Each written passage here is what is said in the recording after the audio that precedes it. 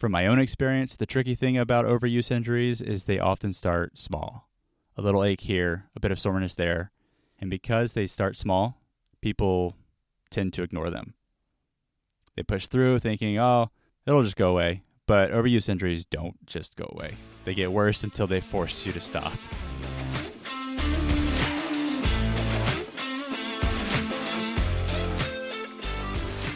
Welcome to the Rucker's Edge podcast, a show all about rucking that is designed to help you develop a rucking routine, lose weight, and ultimately gain your strength and energy back.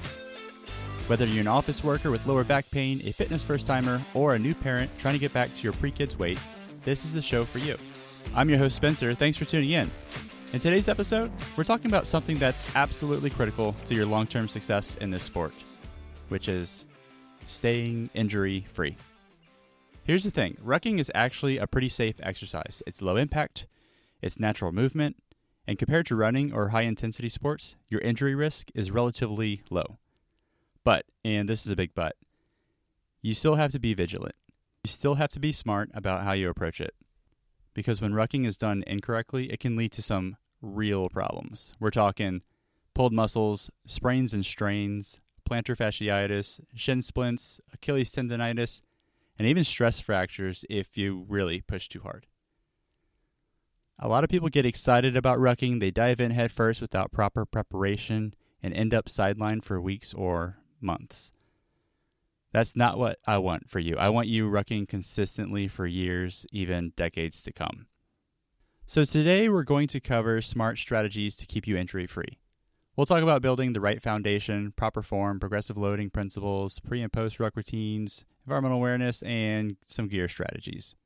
This is some pretty comprehensive stuff, the kind of information that separates the weekend warriors from the lifelong ruckers. This episode is packed with practical advice you can implement immediately, so grab a notebook if you need to, because we're covering a lot of ground today. Let's dive in. Okay, so there are 4 parts to this episode, and part 1 is your foundation. We're talking form and progressive loading. We need to talk about building the right muscles before you even put the pack on your back. A lot of people think rucking is just walking with weight. They grab a backpack, throw some books in it, and head out the door. But your body needs to be prepared for this. I know we've talked about this in previous episodes, but it's worth mentioning again. You're asking your musculoskeletal system to do something it may not be ready for. Let's break down the key muscle groups you need to focus on. First, your core. Your core is your power center. It's what keeps you stable and upright when you've got 30, 40, 50 pounds on your back. We're not just talking abs here. Your core includes your deep abdomen muscles, your lower back muscles, your diaphragm, and your pelvic floor. These muscles work together to create internal pressure and stability. Relatively simple exercises like planks, dead bugs, bird dogs, and farmer walks will build the core strength that you need.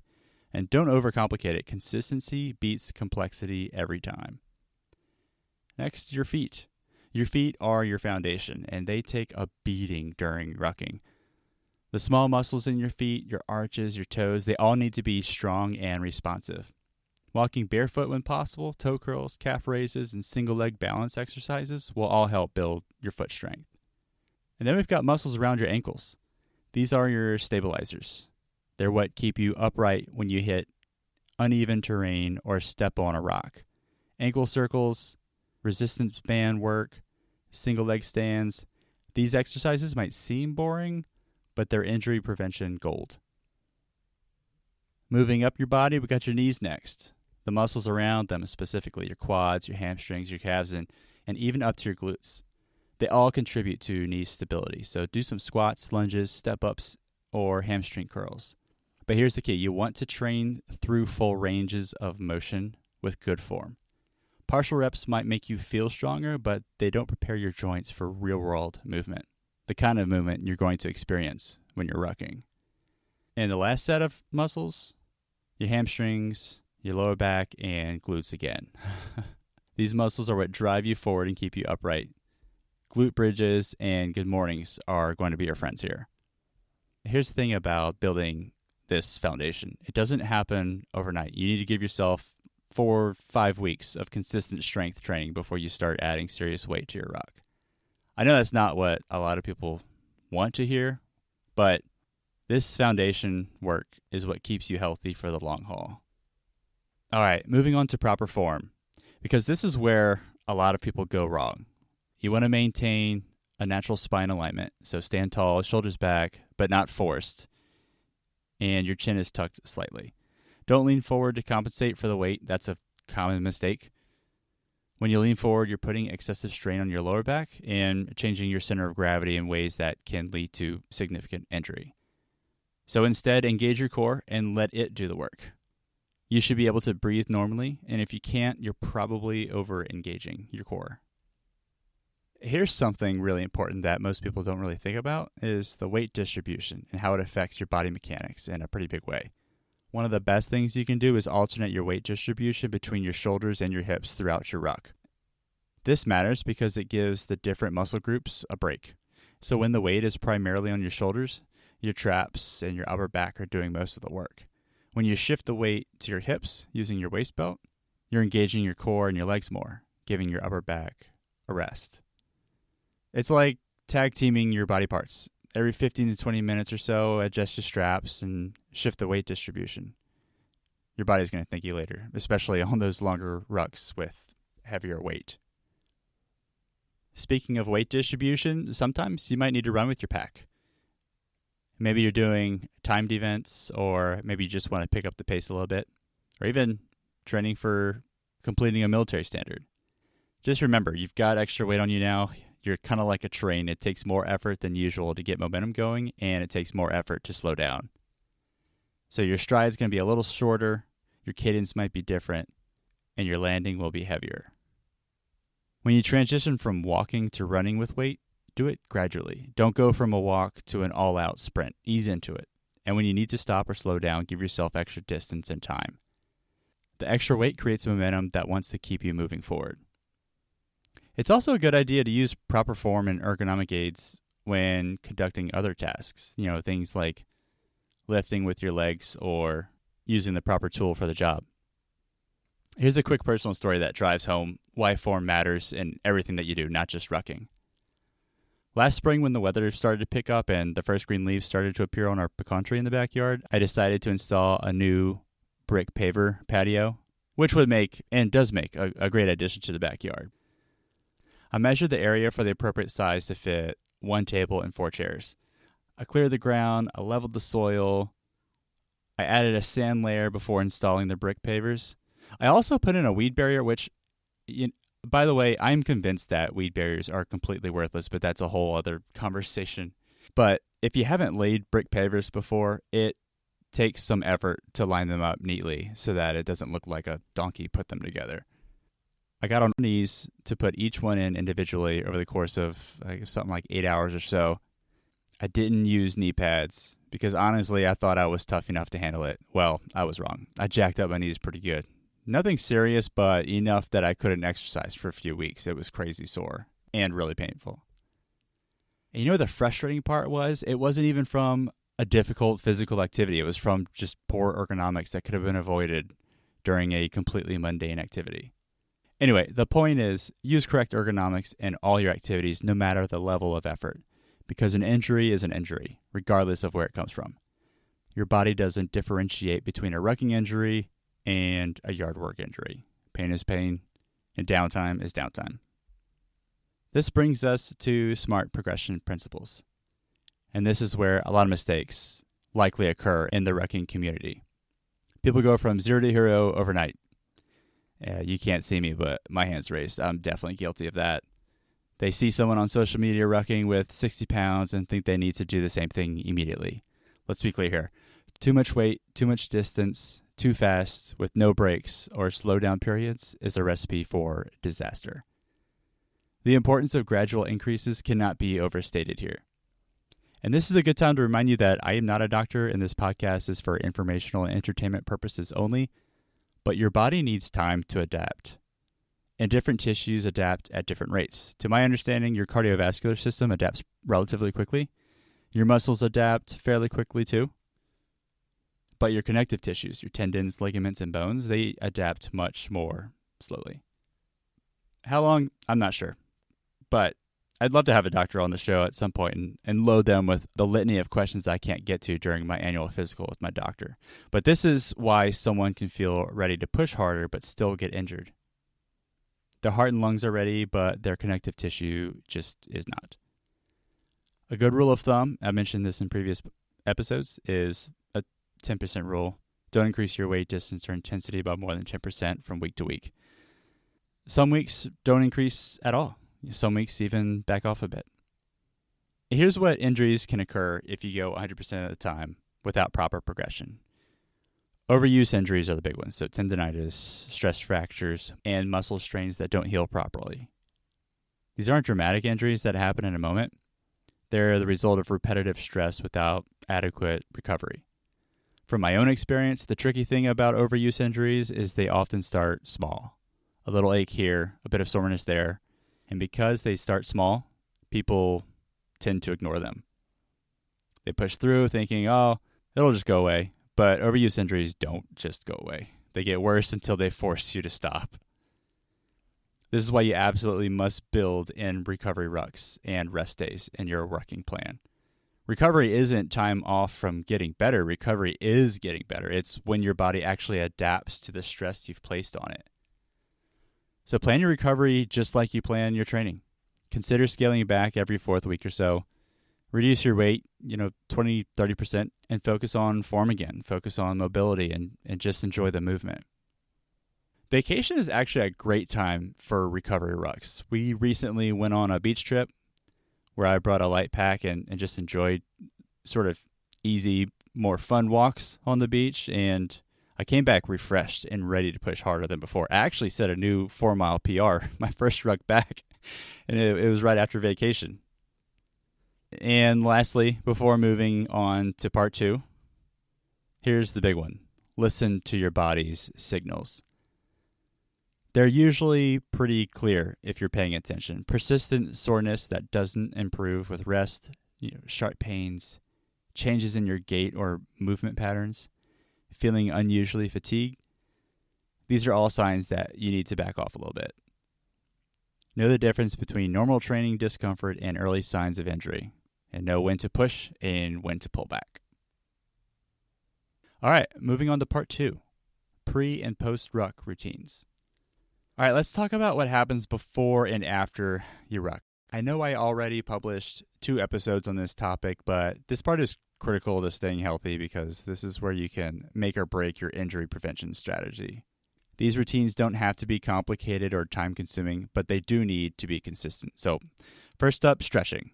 And there's always a right way and a wrong way to do this. Before you ruck, you want dynamic stretches and movements. A big fan of the show, my lovely wife, asked me to go into further detail about the difference between dynamic and static stretching and why it's best to do them at different times in your workout. So why dynamic stretching before you ruck? Well, it's because you're preparing your muscles for movement. You're not trying to increase flexibility at this time. You're warming your joints up, you're increasing blood flow, you're activating the nervous system, and rehearsing movement patterns. So think leg swings, arm circles, walking lunges, high knees, and butt kicks. You're moving through ranges of motion that you'll use during your ruck. This isn't the time for static stretching, holding stretches for 30 seconds or more. Not right now. A good dynamic warm-up should take 5 to 10 minutes and should gradually increase in intensity. Start with the gentle movements and progressively increase range of motion and speed. Now, after your ruck, that's when you want to do your static stretches because now your muscles are warm, they're pliable, and you can actually improve your flexibility and help with recovery. Focus on the major muscle groups you've used, so calves, hamstrings, hip flexors, quads, and your back. Hold each stretch for 30 seconds. Breathe deeply, don't force it. Stretching should definitely never feel painful. Post-ruck stretching also helps with the cool-down process. It keeps blood flowing, helps remove metabolic waste products, and can reduce muscle soreness the next day. Now let's talk about warming up and cooling down. These are absolutely non-negotiable. I don't care if you're in a hurry. I don't care if you're just doing a short ruck or if it's cold and you just want to get moving. These routines take just minutes, but they prevent some of the most common injuries. A proper warm-up serves multiple purposes. It gradually increases your heart rate and breathing, which then increases blood flow to your muscles. It raises your core body temperature, which makes your muscles more elastic and efficient. It activates your nervous system and improves coordination. And it mentally prepares you for the work ahead. The cool down is just as important. So after you ruck, your heart rate is elevated, your blood vessels are dilated, your metabolic waste products are circulating in your muscles. An abrupt stop can actually make your recovery really slow. A good cool down gradually returns your body to its resting state. Walking slowly for about 5 minutes or so allows your heart rate to come down gradually. And then do your static stretching. And this helps maintain blood flow while your body transitions back to its resting state. All right, moving on to hydration, because this is bigger than just drinking water. Hydration affects every system in your body: cardiovascular system, temperature regulation, joint lubrication, muscle function, and certainly mental performance. Maintaining adequate hydration and energy levels during long rucks is essential for both performance and safety. When you're even mildly dehydrated, your performance starts to decline. Your heart rate increases, your perceived exertion goes up, and your risk of heat-related illnesses skyrocket. But most importantly, for injury prevention, dehydration affects your coordination and decision-making. You're more likely to trip, stumble, or make poor choices with foot placement. Your reaction time slows down, and your balance can be compromised. For rucks under an hour in moderate temperature, water is likely sufficient, but for longer rucks, especially in hot weather and you're sweating a lot, you need to think about electrolyte replacement. Electrolyte powders can be your friend, but know when and how to use them. Look at powders that contain sodium, potassium, magnesium. These are the key electrolytes that you lose in sweat. And if you're doing longer rucks, anything over, like 90 minutes or just even 40 minutes, consider a bladder hydration system. Hands-free hydration means that you're more likely to actually drink enough, and you're less likely to get dehydrated because you don't want to stop and dig for a water bottle mid-ruck. The key is to drink before you're thirsty. Thirst is actually the late indicator of dehydration. By the time you feel thirsty, you're already behind on hydration. Okay, before diving into part 3, I want to take a quick break and say, once again, thanks for listening to the podcast. If you found this episode helpful or interesting so far, please click the follow button in your podcast player so you're notified of new episodes. And if you know someone thinking about starting rucking or would benefit from rucking, please share this episode with them. It might just give them the motivation to start or to keep pursuing their rucking goals. All right, back to it. All right, let's move on to part 3, environmental awareness and safety. Now we need to talk about the world around you, because rucking doesn't happen in a controlled environment. Well, I suppose you could ruck on a treadmill. I'm sure some of you do, but I've already told you about my opinion on doing endurance workouts indoors. Environmental awareness and safety can make the difference between a great ruck and a trip to the emergency room. Let's start with terrain and obstacle navigation. This is huge, and it's something that varies dramatically depending on where you live and where you ruck. Here in Louisiana, and this might resonate with folks in other areas with similar issues, but we've got some geological problems and enormous tree roots that make the sidewalks crack and often completely unnavigable.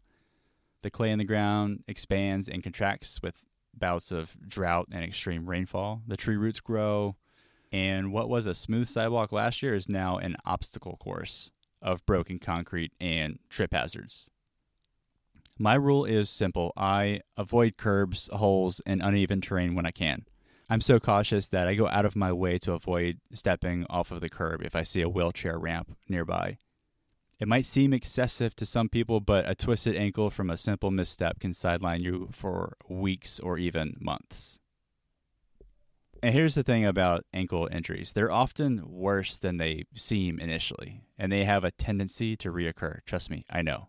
Once you sprain an ankle, you're at a much higher risk of spraining it again and again and again because the ligaments never quite return to their original strength.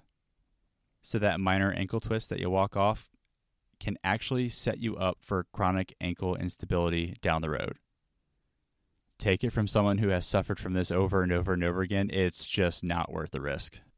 Here's another thing to consider in terms of terrain. try to avoid consistently rucking on hard surfaces like concrete and asphalt. If you have access to trails, grass, dirt paths, or even gravel, mix it up. Rucking is lower impact than running, but you're still loading your joints with every impact, especially with a lot more weight. Every step on concrete sends force straight back up through your feet, ankles, knees, hips, and back. Over thousands of steps, that adds up. Softer surfaces like soil, grass, or well-maintained trails can significantly reduce the impact on your joints. The surface gives a little bit with each step, absorbing some of that force that would otherwise go straight into your body.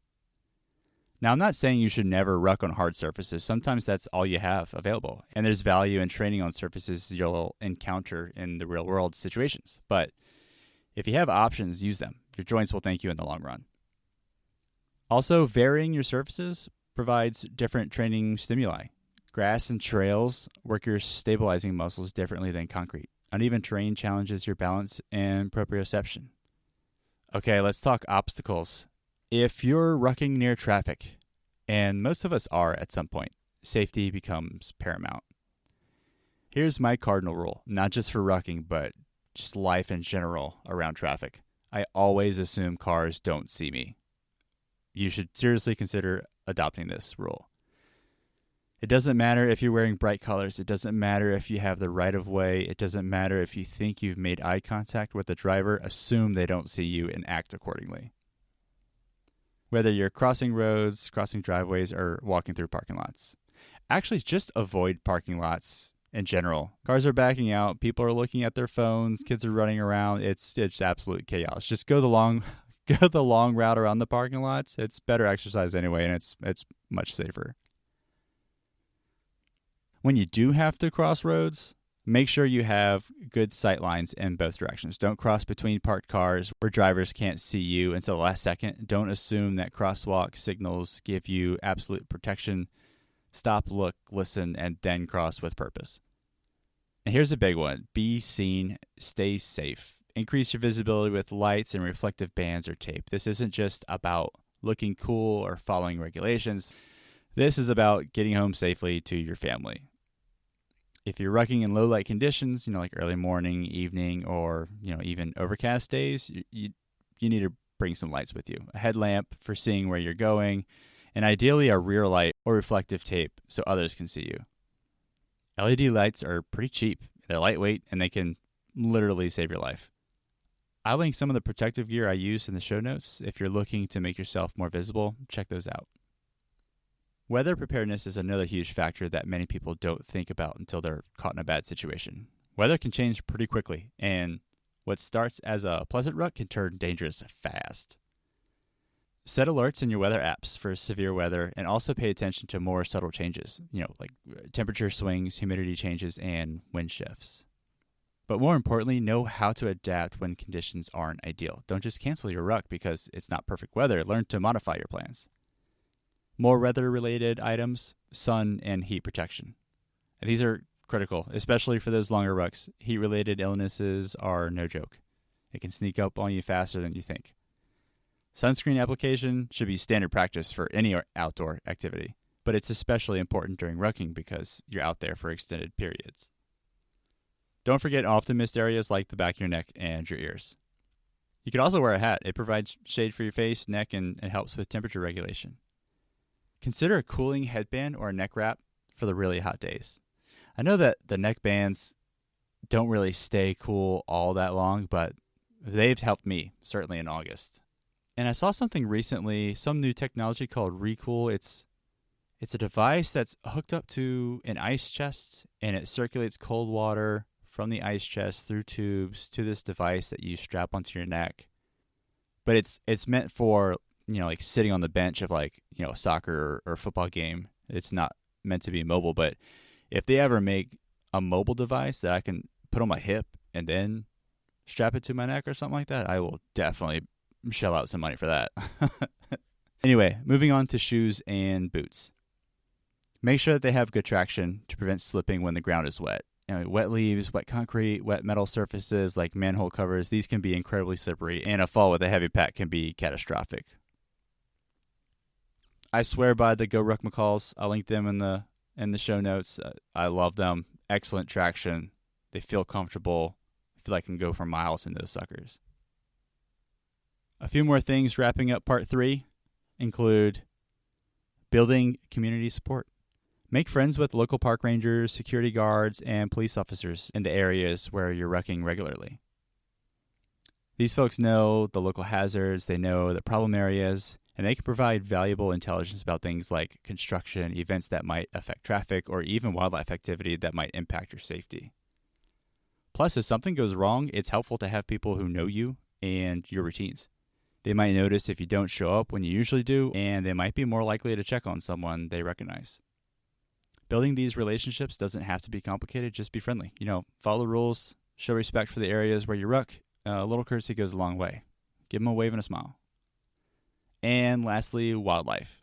Be smart about your surroundings when rucking remote trails. Know what predators are native to your region and how to avoid and evade them if you need to. Remember, you're in their habitat. They are wild and they are unpredictable. And moving on to part 4, the last part of this episode, we're going to talk equipment and gear strategies. Let's start with protective gear. If you need a brace, wear it. Don't let ego get in the way of injury prevention. Wearing appropriate support when you need it allows you to continue training and stay active. Not wearing it when you need it often leads to injury and time off. Which one sounds better? While I haven't used them before, it's my understanding that shock-absorbing bands around your knees can help reduce impact. Ankle sleeves can provide mild support. Compression socks can help with circulation and recovery. The key is using the right gear for the right situation. You might not need compression sleeves for a short, easy ruck on flat terrain, but for a long ruck with significant weight over hilly terrain, they might be exactly what you need to stay comfortable and injury-free. Your backpack setup is absolutely critical, and this is where new ruckers can make some of the biggest mistakes. A poorly fitted or improperly loaded pack can cause problems that range from mild discomfort to serious injury. First, weight needs to be secured and evenly distributed within the pack. Weight that shifts around can change your center of gravity constantly, and it can force your muscles to work harder to maintain balance, and that's going to throw your gait off. So stuff your rucksack with stuff to prevent the weight from shifting around. I previously mentioned using yoga blocks and towels. Those have worked for me. You can also use bubble wrap or other items to secure the load. The goal is to create a solid, stable mass that moves with you and not against you. And remember to keep the weight high and as close to your body as possible. This is basic physics. The closer the weight is to your center of gravity, the less it affects your balance and the less energy you need to carry it. Weight that's low in the pack or far from your back creates a longer lever arm, which multiplies the forces on your spine and changes your posture. Again, use your chest and waist straps. They're not decoration. These straps are crucial to transferring the weight around your body. I'm also going to bring up shoes one more time. You need proper cushioning to absorb impact, especially if you're rucking on hard surfaces. You need adequate arch support to maintain proper foot mechanics and prevent overuse injuries like plantar fasciitis. And lastly, remember that your stride will naturally shorten and widen when you're carrying weight. Don't fight that. Trying to maintain your normal stride length with a heavy pack often leads to overstriding, which increases injury risk and is a much less efficient way of getting around anyway. All right, we've covered a tremendous amount of ground today, from building the right foundation to managing your gear, but it all comes down to one fundamental principle, and that is making smart decisions. And there are 3 key areas where your decision-making really matters for long-term success. The first one, gear selection and maintenance. Choose quality equipment that fits your needs and your body, not what looks cool. Take care of your gear, inspect it regularly, replace it. Don't let a worn-out piece of equipment be the cause of your injury. The second, plan development. How you progress your weight, distance, speed matters enormously. Be methodical, be patient, and be consistent. The tortoise beats the hare every time in the world of rucking. Don't let ego drive your training decisions. Don't try to keep up with someone who's been rucking for years when you've been doing it for weeks. Don't add weight just because you think you should or because you're bored with your current load. Have a plan, follow it, and adjust it based on how your body responds. And third, environmental awareness and adaptation. know your route, know the weather, know the risks, and have contingency plans. This means checking weather forecasts and having backup plans. It means carrying emergency supplies when appropriate for your environment and the length of your ruck. But here's the most important thing I want you to remember from today's episode. Listen to your body. Learn to recognize the early warning signs of overuse injuries and understand the difference between normal discomfort and injury pain. Normal discomfort is part of the game. It's your muscles working, your cardiovascular system adapting, your body getting stronger. This kind of discomfort is usually diffuse. It comes on gradually during exercise and it goes away with rest. Injury pain is different. It's often sharp or burning. It might be localized to a specific spot. It might persist after exercise, or it might get worse instead of better with rest. This is your body telling you that something is wrong. Early warning signs of overuse injuries include persistent soreness that does not improve with rest, pain that gets worse during activity, swelling that doesn't go down overnight, changes in your gait or movement patterns, and feeling unusually fatigued despite adequate sleep and nutrition. The key is catching these signs early, before they become full-blown injuries that force you to take weeks or months off. A day or two of rest when you first notice warning signs can prevent weeks of forced inactivity later. The goal isn't to avoid all discomfort. That's impossible and counterproductive. The goal is to avoid injury so you can keep rucking for years and decades to come. Remember, rucking is a marathon. It's not a sprint. The decisions you make today about safety, progression, and injury prevention will determine whether you're still rucking strong 10, 20, or even 30 years from now. I want you to be the person who's still out there rucking when you're 70, 80 years old because you made smart decisions when you were younger. I want you to be the veteran rucker who helps newcomers avoid the mistakes you see people making over and over again. So take what we've covered here today and start implementing it. You don't have to do everything at once. Pick one or two areas and focus on those first. Maybe it's building that foundation of strength we talked about, or maybe it's improving your pre-ruck warm-up routine. Whatever you choose, be consistent with it. Small, consistent improvements will compound over time into significant changes. All right, that's it for today. It was a lot, but I appreciate you sticking with me all the way towards the end here. This was a pretty comprehensive deep dive into injury prevention and rucking safety. I hope you found it valuable. If you found this episode helpful, please share it with a fellow rucker, either someone who's just getting started or someone who's been dealing with nagging injuries. I'm hopeful that this information can make a real difference in people's rucking habits and goals. If you have questions about anything we covered today, or if you have topics you'd like us to dive into in future episodes, reach out to me. I love hearing from listeners and getting your feedback on what's working for you and what challenges you're facing. Head over to theruckersedge.com or visit me on Instagram at theruckersedgepod. In next week's episode, we'll discuss the importance of exercising with your children. So hit the follow button in your podcast player so you get notified of the new episode. Until then, thanks for listening to this week's episode of The Rucker's Edge.